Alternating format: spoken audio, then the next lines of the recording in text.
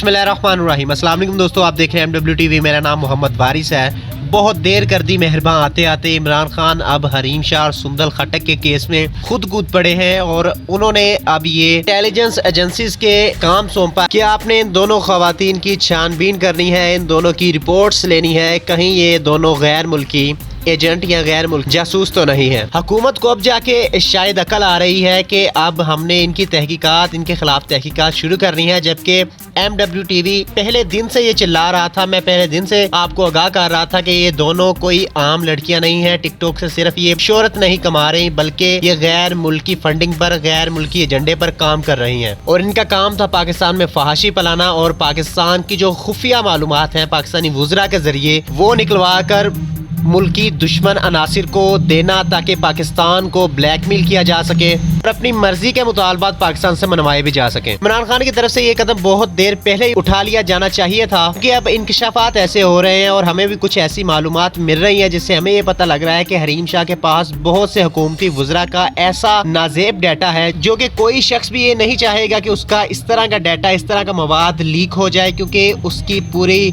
दुनिया में जग हसाई हो जाएगी और उसको पूरी दुनिया में जिल्लत और रसवाई भी अब सामना करना पड़ेगी। MW TV पहले दिन से आपको बता रहा था कि बिल क्लिंटन के साथ जिस तरह मोनिका ने किया था जो कि इजराइल मोसाद की एजेंट थी, वैसा ही कहीं पाकिस्तानी वुज़रा के साथ, पाकिस्तानी सदर के साथ ऐसा ना हो जाए, लेकिन वैसा ही हो चुका है। और अब इमरान खान साहब ने एजेंसीज को इनके पीछे लगा दिया है कि आप इनकी तहकीकात करें, आप इनके बारे में सारी इंफॉर्मेशन मुझे ला कर दें। अगर ये गैर मुल्की एजेंडे पर काम कर रही है या ये गैर मुल्की एजेंट हैं तो इनके खिलाफ सख्त कार्रवाई की जा सके। मेरी इतलात के मुताबिक तो मैं आपको ये बड़े वसूख के साथ कह सकता हूँ कि ये ब्लैकमेल कर रही है पाकिस्तान के वुज़रा को और उनसे ये अपनी मनमानी के साथ जो चाहती है करवा भी रही है।